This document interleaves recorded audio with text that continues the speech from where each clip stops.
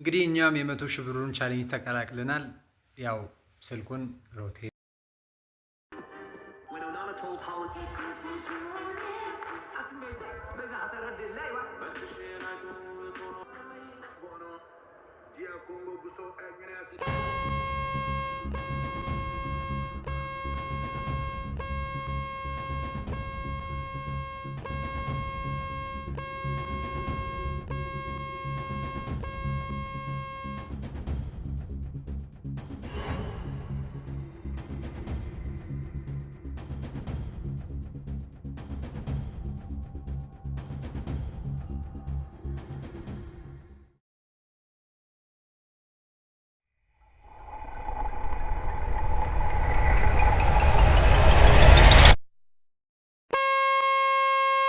የክተት አዋጅ የሚታወጀው ለዘመቻ ነው። በዚህ ክረምት ደግሞ እኛ ገንዘብ ላይ እንዘምታለን። ለዘመቻው የሚያስፈልጉን ዲጂታል መሳሪያዎች ናቸው።